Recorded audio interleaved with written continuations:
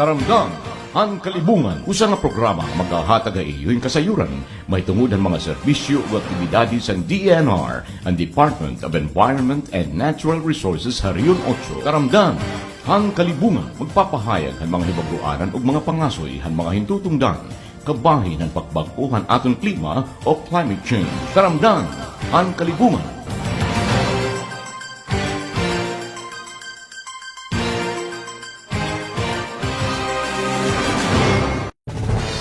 DNR, Balita, Kalibungan. Mopay katak na mga kasangkayan, haaton Balita, Kalibungan. DNR 8 nakiusa sa selebrasyon ang Women's Month. Usang nga health and wellness nga activity ang naging panabring aktibidad ng DNR para habulan nga kababayan yan ang Marso.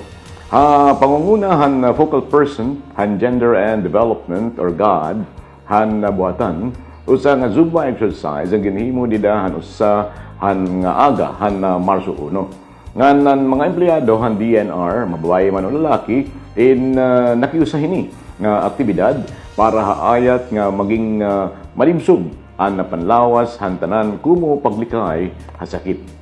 Kay pinaagi hini diretso nga makakapagpatuman han irang mga buruhaton nga magre-resulta pagkabuot han tanan nga mga nakatarget yana nga tuig. Nga sugad man magpapadayon ini nga Zumba kumo kapartihan health and wellness nga programa han nabuhatan kada Martes tubto Huwebes alas 4 ngadto alas 5 hiton kulop. Naging tema han DNR hini nga bulan han kababayan amuan huwana laban sa krisis sa klima at pandemya. Kaya. Libre nga panhatag ng seedlings kasumpay WWD. Kasumpay pag-celebrar han World Wildlife Day nga may tema nga Forests and Livelihoods, Sustaining People and Planet. Nanhatag hin iba-iba nga klaseng seedlings ang regional nga opisina mga interesado nga mga mulupyo ngan mga empleyado mismo han nabuhatan. Kaparte ni kabug-usan nga panuyanan nga aghaton ang katawhan nga mananom nga magpatubuhin mga kahoy. Tuyo hini han nga kampanya nga maibalik ang karabong han aton kagurangan ngan bisan mismo ha aton palibot. Maabot ng 500 nga mga seedlings na distribuer hining activity nga kundiin taglima nga seedlings ang ginhatag kada individual nga may halo-halo la ini nara, pomelo, guyabano, langka, tuog ngan bisan mismo ang limonsito nga mga seedlings.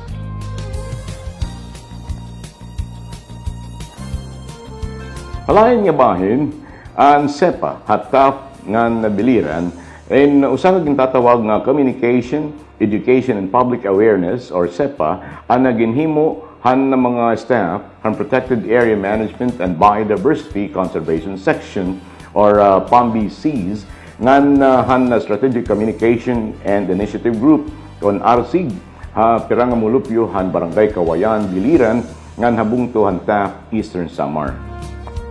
Ang SEPA nga aktibidad, usa nga pamaagi, agod maipasarang ang kahibaruan, ang katawhan, kabahin, han iba-iba nga mga topics nga may kalabutan kapag panalipod han aton kalibungan. Partikular ini nga activity, amo ang igin pasaro ang mga nagtambong ang importansya pag siguro nga permanente malibsog ang aton magkadordilain ni mga kinabuhi ang gintatawag nga biodiversity kumo makadugtong ini mismo ha aton kinabuhi ngan panginabuhi. Igin na pasara liwat ang tama nga pamaagi pagatiman hin na mga pawikan nga nadadakop nga nabalaod kabahin and wildlife o Republic Act 9147.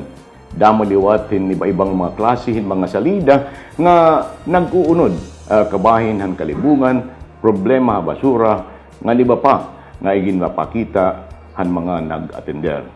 Ginhimo na sabing activity kasumpay paghihapon kapag celebrar hini nga bulan ang gintatawag nga World Wildlife Day.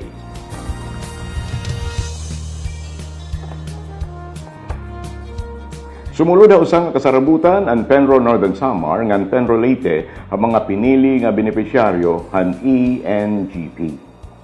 Maabot 91 nga pamilya ang sumulod ha kasarabutan han Penro Northern Samar para han implementasyon han Enhanced National Greening Program or ENGP pinaagi ha bag-o nga pamaagi kundiin nagiging kontraktor hiniamo ang mga pinamilya imbis nga an asosasyon o an people's organization.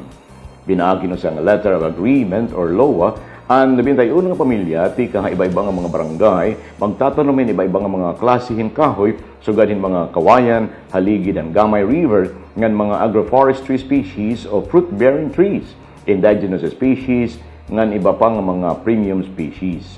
Iga tatanumin ni Nira, maabutin na 490 hektaryas nga planting sites habung tuhan Gamay. Initanan niya planting sites maabutin 12,456,152 pesos ang nakaalutaga nga budget nga matatagamtaman han mga pamilya nga benepisyaryo o kontraktor ini nga kanang ENGP. Resulta liwat ini han napirang nakitaan nga mga issue sa pagbug-os han Forest Land Use Plan or FLUP han Gamay Northern Samar kundi inaadaan kapanpan han tuna ligid han mga salog ngan kakablasan hin pirang nga mga barangay iraya ngan kabukiran. Samtang Penro Leyte naman maabot 122 nga pamilya nga sakop han lado han Senro Palo ang pumirma han letter of agreement or LOA. Ini nga mga sumulod ha kasarabutan maabutin 763 nga hektarya ang ira tatamnan hin magkadarlain nga pananom. Gin babatag-batag ini pinaagi 200 ka hektaryas para tatamnan hin kawayan sa 63 hektaryas ang parahan mga fruit-bearing trees nga na mga kahoy ngan 469 naman ang mga indigenous nga mga kahoy.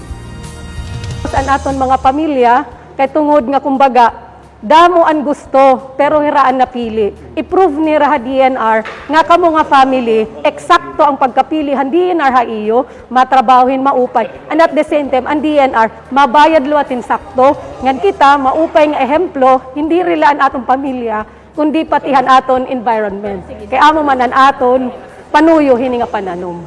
Kaparte ini han kabugusan nga targetan Penro Leyte nga maabotin 2,319 hectares ang pagtatanman kundiin 757 hektaryas ang Senro Ormoc ngan 799 hektarya naman para han Senro Baybay. Pangatapusan, tambungan nga gin-facilitate mismo ni Forester Tirso Porian Jr., ang aton Regional Executive Director ng Department of Environment and Natural Resources in Region 8, nga nalingkod liwat ko mo Chairman han Protected Area Management Board or PAMB, ang meeting han mga kaapi han PAMB han Magnao Volcano Natural Park. Hanasabi nga PAMB meeting ginpresentar ni Miss Josephine Agustin, ang Protected Area Superintendent or PASU, han MVNP, ang mga madinaugon nga nahimo nira han naglabay nga tuig. Pero na din amo ang pagsiguro nga maiduso ang mga regular nga espesyal nga meeting han PAMB haluyo han pandemya. Nakaghimo liwat hin serya hin mga Community Education and Public Awareness or CEPA agud padayon nga maipaso ang importansya hapag proteher han MVNP ngan ang papel han komunidad dinhi. Para naman pagsiguro nga ang ekoturismo padayon nga makakabulig hapan ekonomiya han mga mulupyo ngan diri ini nakakadistroso ang kalibungan. Gindo sa liwat ang impact monitoring han ecotourism nga aktibidad han MVNA. Para naman han padayon nga monitoring magkadardilain nga kinabuhi or biodiversity sulod han MVNP pinaagi han Biodiversity Monitoring System or BMS naging usa nga resolusyon amo ang pagigsumpay hapira nga academe para hini nga monitoring sugad ang mga estudyante ha Eastern Visayas State University, Borawan Community College ngan bisan mismo han environmental science nga mga estudyante han UP VTC. Hangaran Department of Environment and Natural Resources, again, Regional Strategic Communication and Initiatives Group, Chito Morante, para han Balita, Kalibungan. Iyo palahimbatian ang DENR, Balita, Kalibungan. Okay, ugyan na aton taramdan ang Kalibungan an aton bisita amo an technical staff an NGP coordinating office in the person of Forester Alden Ibero. So gan manggihapon o sa gihapon nga membro ang technical staff ang National Greening Program coordinating office Ma'am K. Ann Fusio. Nga natong pag-istoryahan amo ang may tungod ang Greening the Cities Urban Forest Bathing Project. Okay? So whoever comes first, Ma'am K siguro, ano? Good morning. Good morning po, sir. And good morning also, Sir Alvin. Good morning. Ma'am Kay, we just would like to know, kung ano ba ang epekto kalibungan nagtitikad mong populasyon, aton mga syudad, nga nan kasumpay nga pagdamo, mga infrastructure program, infrastructure projects nga natutukod hini nga mga lugar. Ma'am Kay. Okay, so if you can see, as of now, nagtitikada muna kita nga population, more over 7.6 billion na kita nga na ako nga niha kalibutan. And expected on year 2050, may dapay ni chances na mag-increase pa talaga iniya nga, maabothin 9.8 billion. So, iniya, nagiging usay ni nga epekto aton kalibutan, especially aton kalikasan kay mahitungod the more nga an aton population na increase is nag-i-increase gihapan aton mga infrastructure. So inin talaga hiya usa nga magiging epekto para haamon kay tungod hain na kami makakapatanom pa kung inihiya nga situation magtitika increasing lagi hapon ang aton population dinhiya kalibutan. I see, okay. Anyway, I'll share the question to Sir Alvin. Ang DNR, pinaagi ang BMB, may gintatawag nga proyekto nga urban forest bathing. Now, din ining concept, nagtikang nga ano na mga ginauunod nga panuyuanan hindi, hining project. Sir Alvin. Ini nga urban bathing is nagtitikang ini ang konsepto dito Japan. Itatawag ini nila dito nga Shinrin Yoko. Shinrin means forest, and Yoko means bathing. So, ini nga urban forest bathing is may da nakita nga diha Pilipinas gihap kay ginkuan ni actually may da nakita diha Ninoy Aquino Center for Ninoy Aquino Park for Wildlife Center. I see. Wildlife Center o siya ito. May da ito dito nga 3,000 trees na nga gintatanom. Tapos ang ito nga kuan gihap is may da naghap dito nagkuan na bagan ang tawag gin kuan na ito na taga BMB nga para ma-open hiyahan public. I see, okay. But anyway, as we continue asking also Ma'am Kay here, what are the benefits, Ano ba mga benepisyo nga mayahatag aton hini nga project, Ma'am Kay? Ayan, so based on what I have read sa nga article, an urban forest project is nakakabulig talaga aton Pandawas and especially aton environment. And aside from that, also it can help to reduce anxiety, stress, and also it can increase our immune system nga magpakabaskog aton Panlawas. And also nagahatag self-awareness. And ang pinaka-important gihapon niya is nakakabulig hiya nga ang tao diri la technology magbabase, but especially gihapon na ma-reconnect kita with our nature. I see. Mga kasangkayan kamo ay nagkikita aton Taramdan na Kalibungan at Facebook DNR Eastern Visayas ngan anaton ginirestoryahan amo an Greening the Cities Urban Forest Bathing Project. Kundiin, anaton ginkakay mangraw amo Sir Forester Alden Ibero nga ni Ma'am Kay Ann Pusyo. Kami mabalik, kataliwan lang ni. Sama-sama natin protektahan ang ozone layer. Pumili ng HCFC Free Air Conditioners. Ito'y mabuti sa kapaligiran at mas matipid pa sa kuryente. HCFC Free Air Conditioners. Mas magaang sa planeta, mas magaang pa sa bulsa. Itinatag ang Montreal Protocol upang pangalagaan ang ozone layer. Ito'y naging matagumpay dahil sa pagtutulungan ng mga bansa. Ngunit marami pa rin gumagamit ng mga aircon na mayroong HCFC o hydrochlorofluorocarbons dito sa Pilipinas. Tayo nang tumulong sa pagbawas ng masamang kemikal na ito. Pumili ng HCFC Free Air Conditioners. Ito'y mabuti sa kapaligiran at mas matipid pa sa kuryente. HCFC Free Air Conditioners. Mas magaang sa planeta, mas magaang pa sa bulsa.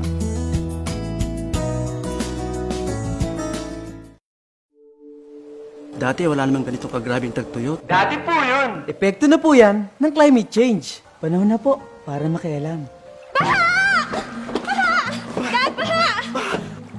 Dati, hindi naman tayo binabaha. Dati po yun. Epekto na po yan ng climate change. Panahon na po para tumulong. Nagbabago na ang panahon. Panahon na para magbago. Panahon na ang alamin ng mga paraan at tumulong upang pangalagaan ang ating kapaligiran. Taramdan, ang Kalibungan. Okay, apadayon natin pagimong raw nga kundi na natin ginarusturyahan na mo ang Greening the Cities Urban Forest Baiting Project nga kundiin yung katabang raw natin Sir Forester Alvin Ibero nga ni Ma'am Kay Ann Pusyo, no? Ngan pagpadayon Sir Alvin, tipaw na natin makukumbinsi ang mga mulupyo. Ilabi na aton nagtatagiya, no? In mga lote nga dida mismo na himumutang syudad, no? Nga maging aktibo nga na mag-participate hining gintatawag or hining aton panawagan, no? Nga magpunda hin mga nature spaces nga nasagad mangyapon iratag sa tagsa ng mga lugar. Sir Alvin. So ganito sir, pinaagit, mostly yan na kasi nga generation is pinaagit na kitahan, mga onlines, may nakita mga commercials or from mga environmental nga awareness, mga commercial. So pinaagit ito, pwede na ito na makukumbinsi nga sugadon nila ito kay ang benepisyohan urban baiting katawhan is maupay talaga, may da ka maupay nga panlawas nga maupay nga mentalidad. Tapos may da naghapit nga gin papatuman nga balaod sugad ito nga para ang tanan gud man nga katawhan, especially dito nga nag-ukuyha urban is initiate or mag-initiate kan kuan ba nga ma-coopera dito proyekto nga pwede nga ikuan naton gobyerno. I see. Okay. I do believe we have these policies, this law, no? Balaod nun, nga gipapatamakan parahan sugad din nga panawagan. But I'll try to ask this question to Ma'am Kay Ann, I've heard there is the Presidential Decree 953. So what is this all about? Actually, sir, ini nga Presidential Decree 953 is requiring everyone to plant a trees in a certain place, So, dapat, tapos may nagapito siya nga, gintatawag na to nga, may penalizing and mag-authorize cutting, destruction, injured to the certain trees. So, yan na, ito nga balaod, may naka-state gap dito Section 1, itong Presidential Decree 953 nga dapat gudman ang mga nag-ukoy didaha kuan mga haranihan, mga rivers, mga creeks na mag-provide din area para sugad dito nga mga magtatanong ka. Tapos may dagap dito section 1.2 nga dapat ano sa nga subdivisions or ikaw nga landowner man gani nga harayuhan mga rivers or creeks nga you will provide space para ito nga imo katamnan para imo gihap nga kalugaringon nga benepisyo. I see. Anyway, I have this question. I don't know who will answer this one, no? But ano ang mga posibleng maging ulang, no? Para pag diretso hining aton na mga hihimo nga mga proyekto ngan we'd like to see nga mapsay nga pagpapatuman na hini. How is it? Yes, sir. So, syempre, implementation inihiya. So, usay ni na magiging ulang if an aton mga stakeholders is dire mag-support, hinihiya, and also mag-participate. And then, talaga, dire man magiging usa nga successful and usa ka implementation han project. So, we would like to encourage and influence our community, our locals na talaga maghatag hirahin importansya hini nga proyekto kay diri la talaga ini ang nag-implement ang makakabenepisyo mahitungod hiniya pati ang kadaman ngan panlawasan naton mga mulupyo. I see. Okay. Now, balik ko natin ining urban forest bathing project, no? Nga kundiin pakig buliganay, no? Private sector i-implementar ini ha iba-ibang regional and field offices, I should say, and the Department of Environment and Natural Resources, no? Now, may na basuga din nga mga plano para din ha aton region. And how do we go about it? Tipaw na nung andiin daw la pwede ini paghimuon. Ma'am Kay, Sir Alvin? Actually, sir, ini nga atong urban forest meetings, may dahil ini agreement nga ginpirmahan dito ha Igbaw. Actually, it was initiated by the Bureau of Biodiversity Management Bureau. Tapos, ito gihap nga Philippine Association for Landscape Architect and ito nga Philippine Institute for Environmental Planner. So ito nga hinakatulo, nag-cooperate ito hira nga para ini nga kuan is mapatuman ini nga programa ta ini nga kuan nagtikang na ini dito sa Igbo pero dili hata region so far waray pagud man hiya nag umabot nga ito nga mandato pero kita nga didaha in GPs may naman kita gihap mga project for example ito nga arboretum namon tikang nga 2015 nga nagkukumpos hiyan 2 hectares so harani lang ito highway tapos ang mga puno ito nga mga kuan dito is may daig mga name tags, may common name, may scientific name and family name. So diri ka na dito nga bagan unwind dito ha kuan anti-stress ito gap nga area tapos ma-educate ka pa. So pwede ka gap dito mag-forest bathing. Yes, sir. I see. Okay. Now, how are we going to do this? Do we have some more information nga pwede naton ipaangbit, ipasaro nga dan aton mga magkirita naton mga mamarati, no? Regarding the totality, no? Kabug-usan nga panawagan han pertaining han aton gintatawag nga greening the cities. So hapag kaya na sir, may dakita office ha amon na National Greening Program, may dakita mga nurseries na if ever hinuad to ang mga desidido nga pumartisipar or like bangin waray nila some seedlings or seeds nga itatanom may da po kami mga available nga for them to grow bisan nga ira backyard and mga some areas nga pwede nila matamnan.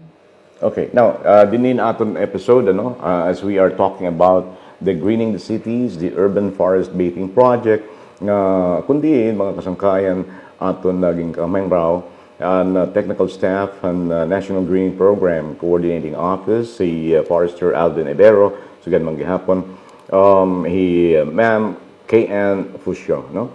Anong panawagan naton and maybe we can express our parting words to our listeners and viewers. Go ahead. Mahangil kami nga mga katawhan nga siyempre iniuban nga mga naukay na cities nga bisan kita kita ha syudad nga dapat magtanong kita ito nga mga kahoy nga para man lang kita nga kung may ka problema, marirelax ka pero hindi rin naghap ito ha imong nakalugarin kundi sa tanang gihap nga bagan makakaambit gapan iba kung musunod pa nga henerasyon na makita or ma-influence nimo hira. I see. What about you, ma'am? Tanan especially mga young ones kay talaga hirait masunod na makakaambit hini nga kauswagan ngan kaupayan aton kalibungan. Hinaut ta nga full support gihapon diri lang kabatan-on especially kita nga pumartisipar hini kay mahitungod mawarangan it atong likas na yaman bangin kita mawawaragyak. So alayon ka mga tanan, kita nga tanan mag-inwal participated regarding hini nga proyekto nga gintatamdanhan aton gobyerno. Alright, thank you very much. Naging bisita natin din natin Taramdan ng Kalibungan. He Forester Alvin Libero og Ma'am K.N. Fusio, Technical Staff and National Greening Program Coordinating Office nga kundiin ginarostoryahan naton ang kabahin ng Greening the Cities Urban Forest Baiting Project.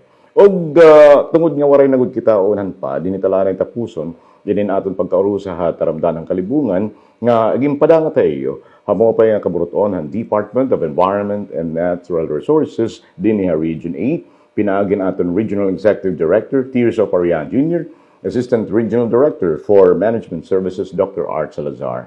Sugad magyapon Assistant Regional Director for Technical Services Forester Jose Elmer Bascos. Sugad magyapon ha panlimbasod han Regional Strategic Communication and Initiatives Group or RSIG na minamanguluhan ni Ms. Maita Reyna Gomez Opdang. Gani mga kaupo da opisina, hira Ma'am Rowena, Ma'am Bona, Ma'am Hedy, Ma'am Hazel, Ma'am Perlis, Sir Johan, Sir Ogie, and Sir Saide. This is your friend Chito Morante saying thank you for having been with us. Dini at Taramdan, Han Kalibungan. Ayos. Iyo palahing batian ang Taramdan, Han Kalibungan.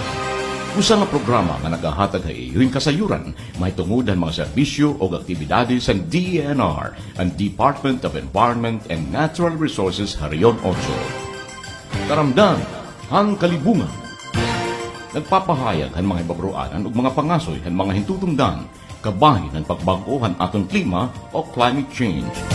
Taramdan, Han Kalibungan.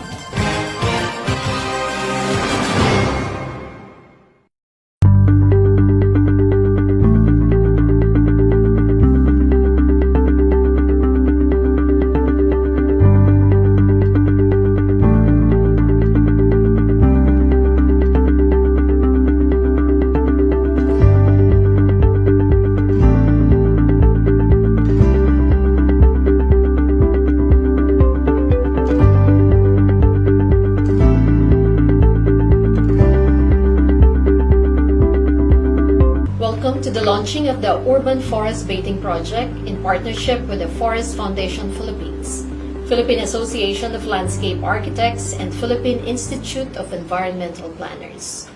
Forest baiting, which was developed in Japan in the 1980s and is becoming popular nowadays, has been linked to provide health benefits such as reduced blood pressure, lowered stress levels, improved cardiovascular and metabolic health, improved concentration and memory, better immune system, and improved mental health, among others.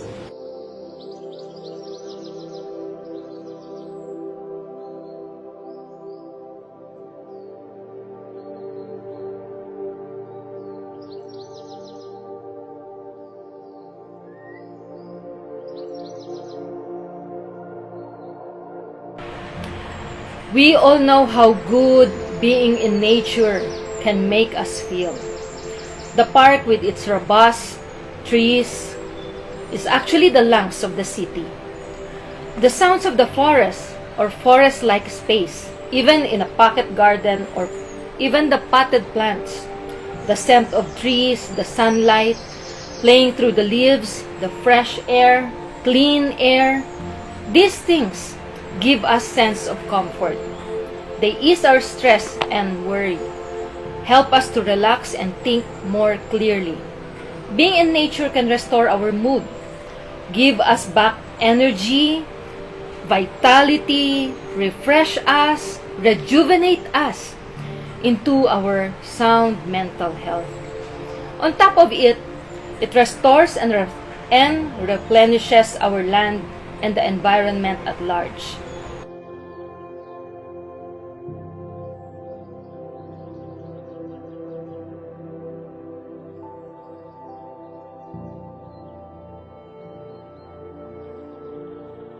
I am elated that the Ninoy Aquino Parks and Wildlife Center has been chosen as one of the pilot sites and study area on forest baiting.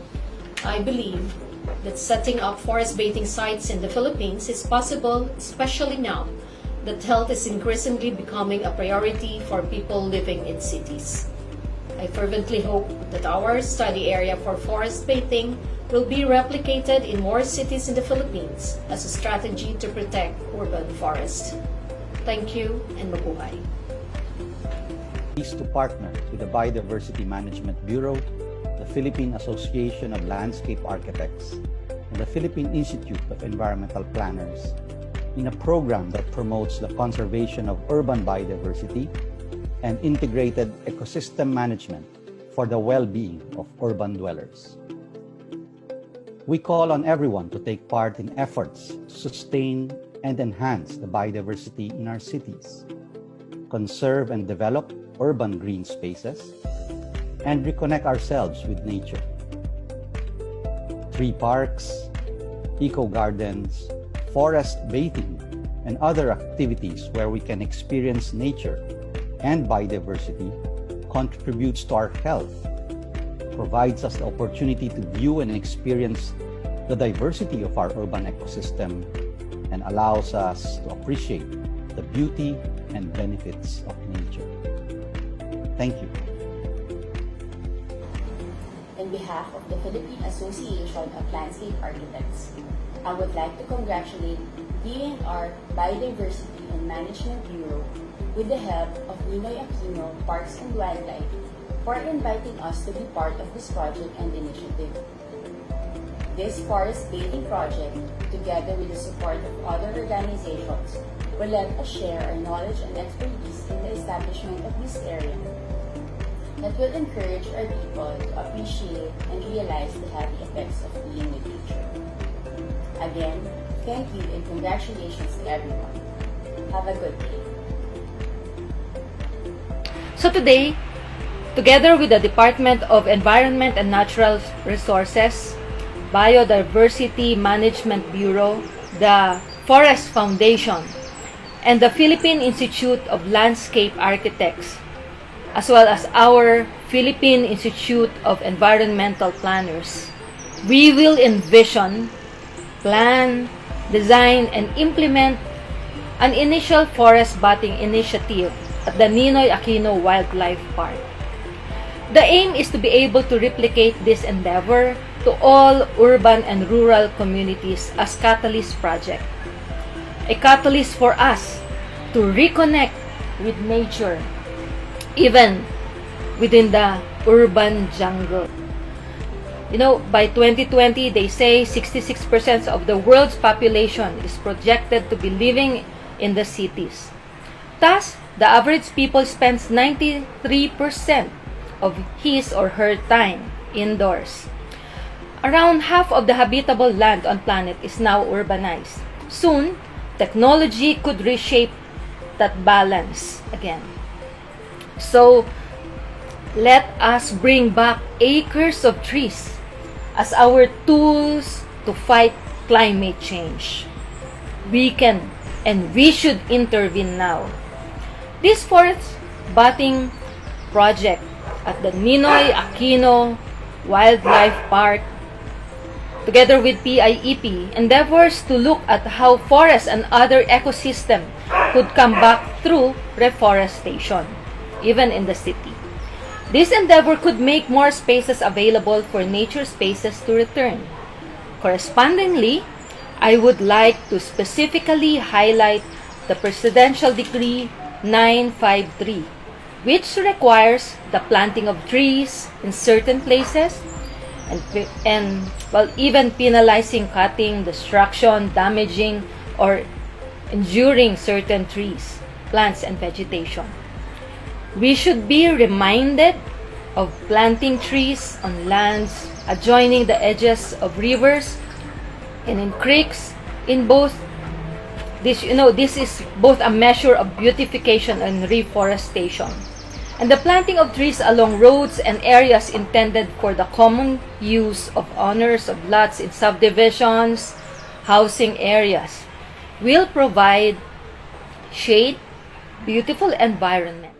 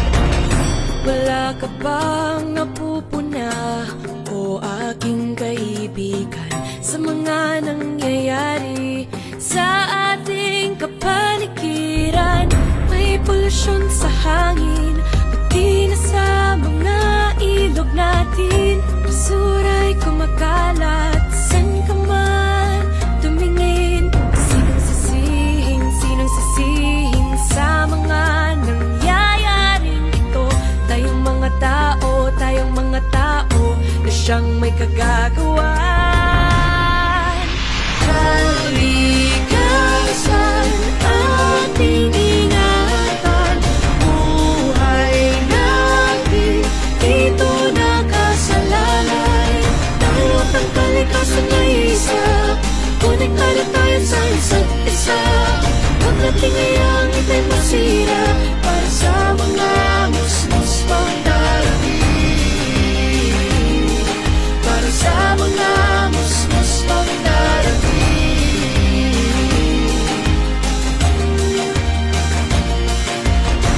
Berdeng kagubatan ngayon ay nasaan?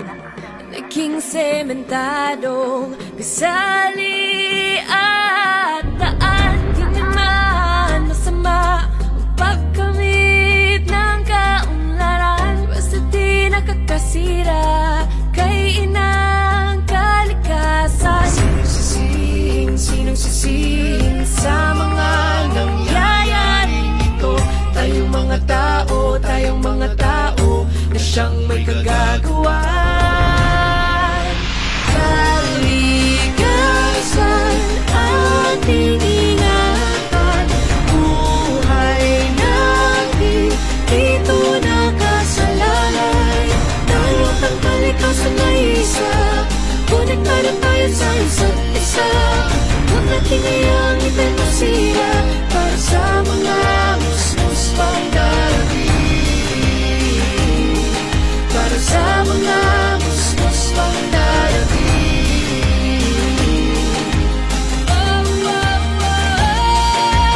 Dahil buhay natin ang kalikasan, ito'y ating mahalin at laging alagaan. Biyayang kailangan sa kanya nagbumula, wala na tayong makukuha pag siya ay nasira. Kaya nga't habang di pa huli ang lahat, kumilos na tayo at siya'y iligtas. Huwag nang abusuhin at lapas tanganin, dahil pag siya'y gumanti walang makakapigil. Ating ingatan si inang kalikasan. Siya'y ating buhay, siya'y ating buhay. Karugtong